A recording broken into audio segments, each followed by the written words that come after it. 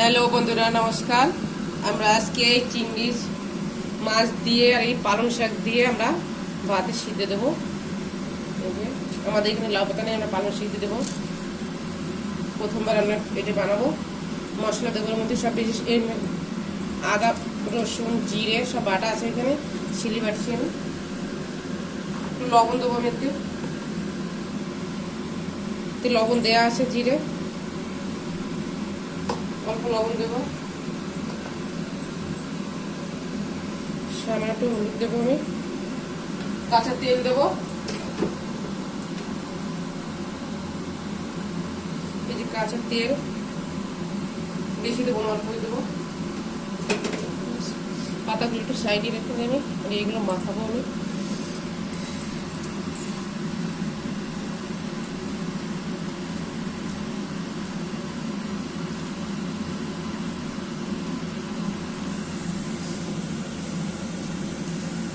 কাঁচা লঙ্কা দিচ্ছি, অত ভালো কালার আসবে না এতে।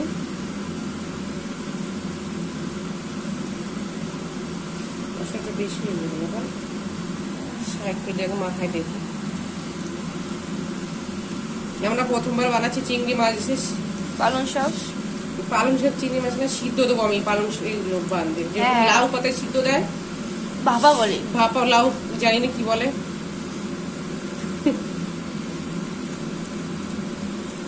হলুদ কম হয়ে গেছে মনে হচ্ছে, সাদা সাদা চিংড়ি মাছে একটু হলুদ নুন পড়া, সামান্য একটু হলুদ দেবো, একটুখানি সাদা লাগছে না।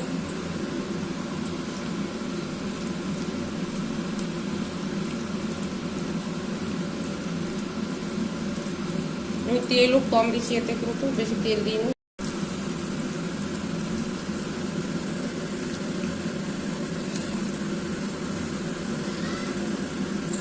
ধুয়ে নিয়েছি আমি, আগে থেকে ধুয়ে রেখে দিয়েছি, জল আছে পাতায়। এরপর রাখো, বেশি না, দুটো করে দেবো আগে, দুটো কি তিনটে করে দেবো, চারটে করে না দেখে আগে বাঁধতে পারি কিনা, প্রথমবার দিচ্ছি ওই জন্য।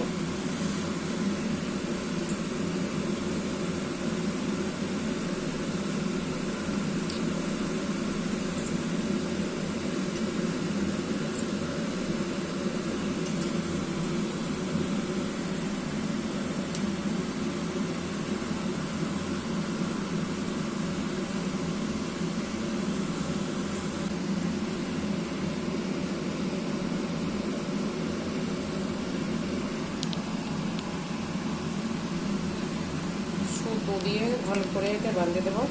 এইভাবে যতগুলো মাছ আছে সবগুলো বেঁধে নেবে আস্তে আস্তে করে।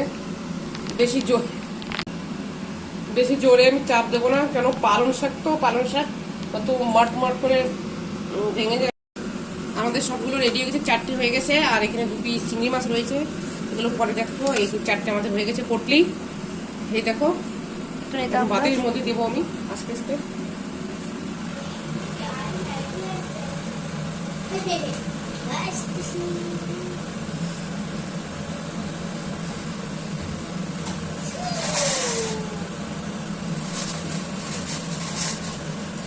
হালকা ঢাকা দেবো প্লেট দিয়ে। এই প্লেটে আমি 5 মিনিট অব্দি ঢাকা, 5 থেকে 10 মিনিট, 5-10 মিনিট ঢাকা দেবো। ফ্যানটা পরে আমি বের করে নেবো না, 15 মিনিট রাখছিলাম। এই যে এখন আছে, দেখো এরকম বের করবো আমরা আস্তে আস্তে। একটা খুলে এখন দেখাবো।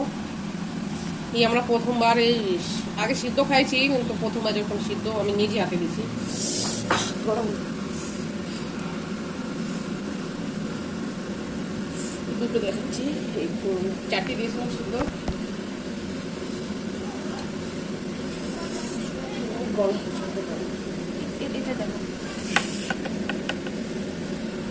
সবুজ পালং শাকের সাথে আমরা সবুজ সুতো দিয়েছি, তো বোঝা যাচ্ছে না কোনটা সুতো কোনটা পালং শাক।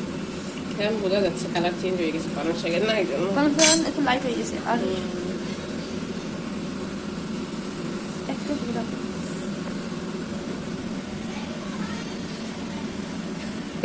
সুতো ফুলে বেরোয় না যায়, আমি ওই জন্য গাইস সুতো শেষ হচ্ছে না, এত সুতো দিয়েছে।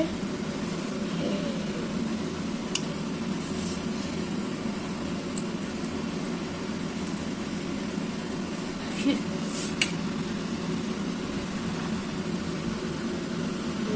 মিনিট,